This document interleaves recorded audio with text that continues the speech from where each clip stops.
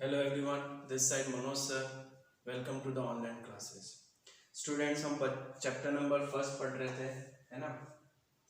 Chapter number first में हमने जो एग्रीकल्चर एक्टिविटीज़ के बारे में पढ़ लिया था, प्रैक्टिसेस के बारे में पढ़ रहे थे, जिसका अगला टॉपिक जो है हमारा इरिगेशन। उससे पहले एक टॉपिक बच गया था, पेज नंबर 13 पे से 15 तक आज पढ़ेंगे। पेज नंबर 13 पे आपका एक टॉपिक बचा है, that is how legume plants increase fertility of soil. Legume plants कौन से होते हैं? जो प्रोटीन बेस्ड होते हैं, जिसके अंदर प्रोटीन की मात्रा बहुत ज़्यादा होती है, जैसे दाल हो गया, ग्राम हो गया, ये सारे जो है लेग्यूमिनस प्लांट्स होते हैं, ठीक है ना। तो ये नाइट्रोजन को, ये सॉइल को कैसे फर्टाइल करते हैं, इसके बारे में हमें टोटली पढ़ना है ना। हमें पता है फर्टिलाइजेशन को में से नाइट्रोजन, अमोनियम, कैल्शियम इनकी ज़रूरत पड़ती है ना। तो ये जो प्लांट्स होते हैं ना, जो क्रॉप्स होते हैं, वो डायरेक्ट नाइट्रोजन को कंज्यूम नहीं करते, है ना, वो नाइट्रेट के फॉर्म में कंज्यूम करते हैं। तो जो ये लेग्यूमिनस प्लांट्स होते हैं, ये क्या होता है, इनके अंदर बैक्टीरिया होता है जिसको हम नाइट्रोजन फिक्सिंग बैक्टीरिया के नाम से जानते हैं, है ना। ये बैक्टीरिया कन्वर्ट कर देते हैं नाइट्रोजन को नाइट्रेट में, और वो नाइट्रेट जो है प्लांट अपने आप एज अ फर्टिलाइजर उसको यूज कर लेता है ना। तो किस तरीके से होता है वो पहले पढ़ लेते हैं, है ना।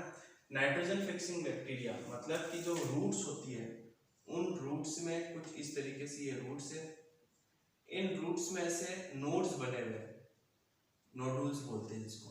इन नोडुल्स में क्या होती है, बैक्टीरिया होती है, जिसको हम बोलते हैं सिम्बायोटिक बैक्टीरिया के नाम से भी जाना जाता है, नाइट्रोजन फिक्सिंग बैक्टीरिया भी बोलते हैं। ये बैक्टीरिया क्या करते हैं, ये सिर्फ लेग्यूमिनस प्लांट में ही पाए जाते हैं, है ना। दाल हो गया, ग्राम हो गया, ये सारे प्लांट्स में ही पाए जाते हैं। ये बैक्टीरिया क्या करते हैं कि सॉइल के अंदर जो नाइट्रोजन होती है ना, या फिर एटमोस्फेरिक जो नाइट्रोजन होती है, इन नाइट्रोजन्स को क्या करती है, ये सॉइल के अंदर नाइट्रोजन तो शायद नहीं, बट एटमॉस्फेरिक नाइट्रोजन जो होती है, इनको क्या करती है, ये कन्वर्ट करती है नाइट्रेट के अंदर, नाइट्रेट NO2 या फिर NO3, है ना, केमिकल फॉर्मूला, नाइट्रेट में कन्वर्ट करती है। और यही जो नाइट्रेट है प्लांट जो है एज अ फर्टिलाइजर अपने आप में यूज करता है। दैट्स वाई क्या होता है कि सॉइल में न्यूट्रिशंस ज़्यादा हो जाती है, जिसकी वजह से प्लांट भी क्या होती है, उन न्यूट्रिशंस को यूज करना स्टार्ट करती है, ठीक है ना। तो ये जो होता है, ये nitrogen fixing is another type of होता है। हम पढ़ चुके होंगे 7th नाइट्रोजन साइकिल।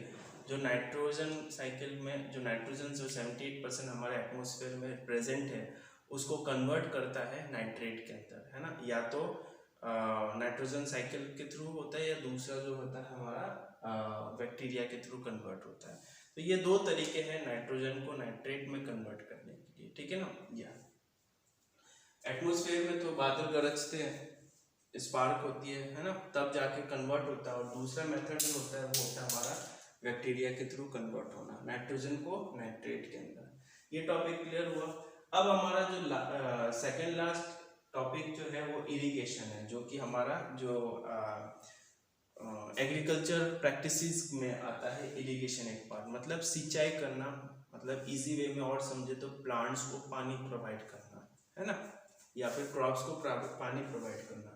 तो supply of water to take crop plants from the well, canal और water reserve is known as irrigation. तो क्रॉप्स को पानी प्रोवाइड करना, पानी देंगे तभी तो प्लांट्स उगेंगे, प्लांट मिनरल्स मिलेगा उनको तभी तो उग पाएंगे, क्योंकि वाटर जो है सर्वाइव के लिए जरूरी है सारे लिविंग ऑर्गेनिजम्स में। और प्लांट्स या फिर क्रॉप्स जो होते हैं वो भी लिविंग ऑर्गेनिजम्स में ही आते हैं, है ना। तो या तो हम कैनाल से उनको पानी दे, या तो हम वाटर जो हमने स्टोर करके रखे हैं उनके थ्रू पानी दे, है ना। तो इस पार्ट को हम कहते हैं इरिगेशन, और हिंदी में बोले तो सिंचाई करना, ठीक है ना। The time and frequency of irrigation vary from crops to crops, soil to soil and season to season.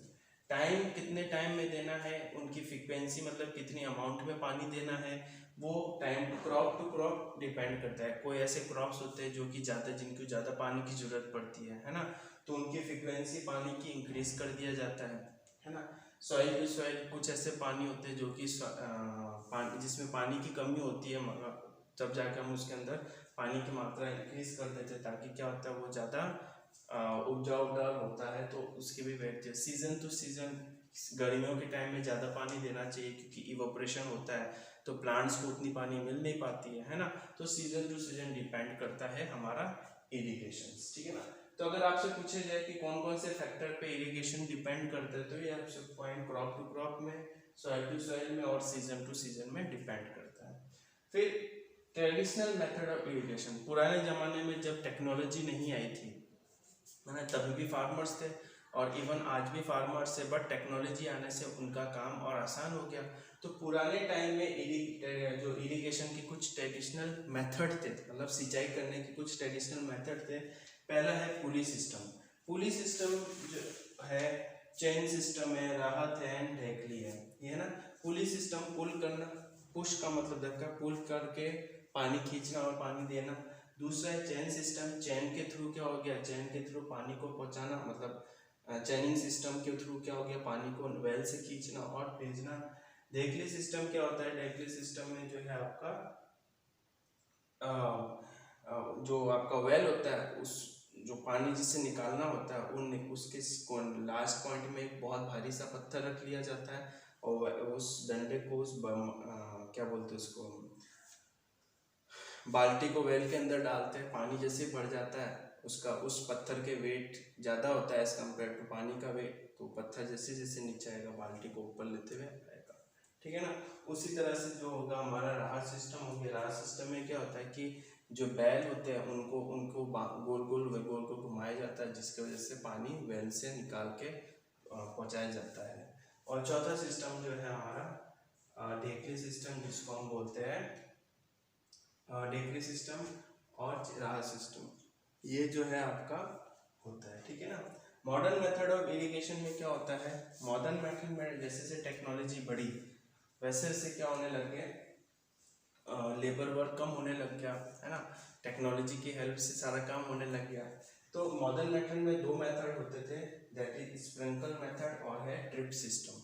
Sprinkle method में क्या होता था कि एक पाइप से एक ऊपर एक नोड टाइप होता था, पानी फ्लो करवाया जाता था और ऊपर एक नोडल टाइप होता था जो कि स्पार्क होता था, है ना, ऐसे स्पार्क होता था पानी में, जिसकी वजह से क्या होता था पानी को स्प्रेड होता था, पूरी क्रॉप पूरी फील्ड में स्प्रेड होना स्टार्ट हो जाता है, जिससे पानी का फार्मर को पहुंचाना नहीं पड़ता था, हर जगह पे पानी नहीं दे रहा था, सिर्फ एक पाइप में एक नोडल्स लगा दिया जाता था, जिसकी वजह से क्या होता है वो गोल गोल घूम के स्पार्क होता था और पूरी जगह पे पानी फैलाता था।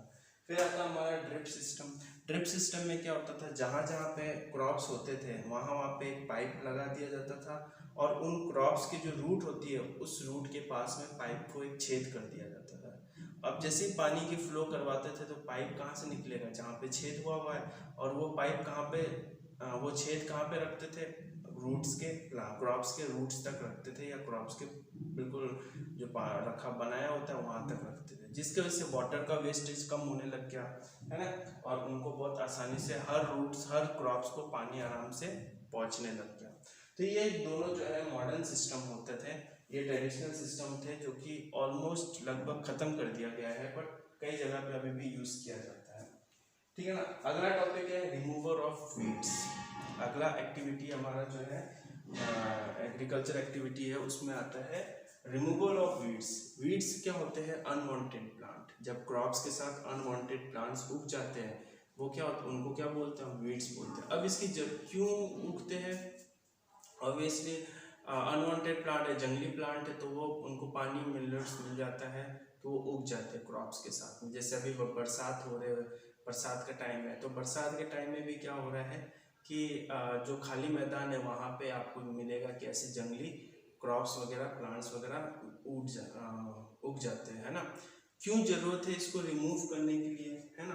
अब ऑब्वियसली आपको कोई एक रोटी दे और आपका कोई एक और साथी हो जाए तो रोटी क्या हो जाएगी, दो टुकड़ों में बट जाएगी। सिमिलरली क्रॉप्स को न्यूट्रिशंस दिया जा रहा है और क्रॉप्स के साथ में ये वीड्स अनवांटेड प्लांट उग गए, तो वो सारे अनवांटेड प्लांट क्या करेंगे, इन जो न्यूट्रिशंस क्रॉप्स को दे रहे हैं वो न्यूट्रिशंस वो लोग लेना स्टार्ट करेंगे। तो इससे क्या होगा कि प्लांट जो क्रॉप्स होगा उनको प्रॉपर अमाउंट ऑफ न्यूट्रिशंस मिल नहीं पाएगा, जिससे वो हेल्दी नहीं हो पाएंगे, ग्रोथ नहीं हो पाएगी। इस वजह से इनको फील्ड से हटाना बहुत जरूरी होता है, ठीक है ना। दूसरा, they also spread disease to the cultivated plant as they become host to many insect. And host क्या होता है? घर। जैसे होस्ट एक तरह का घर मान लो आप, जैसे जहाँ पे लोग लीव करते रहते हैं, जैसे, है ना।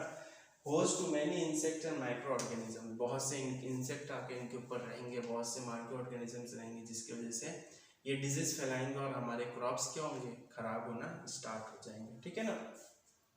The process of removing weeds from the field is known as weeding.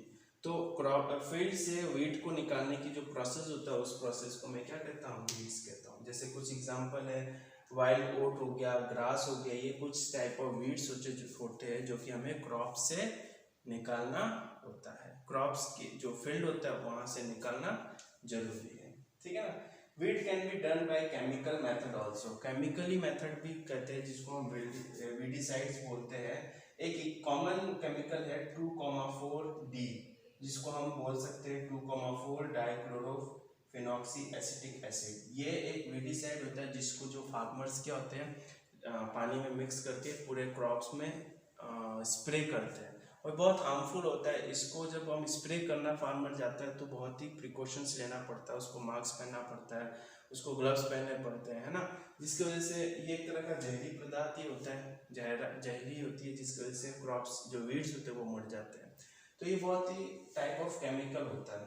तो यहाँ तक हमने जो है पेज नंबर 15 तक हमने कंप्लीट कर दिया है। नेक्स्ट टॉपिक में हम पढ़ेंगे हार्वेस्टिंग। यहाँ तक हमने क्रॉप्स उगा लिए, अब क्रॉप्स मैच्योर होगा तो उसको हार्वेस्ट करेंगे, हार्वेस्ट करके उसको स्टोरेज करेंगे, स्टोर करके उसको या तो मार्केट में बेचेंगे और थोड़ा अमाउंट ऑफ फार्मर्स खुद अपने लिए रख लेंगे। तो ये पूरा प्रोसेस जो होता है वो प्रोसेस है होता है एक्टिविटी प्रैक्टिसेस, ठीक है। Thank you.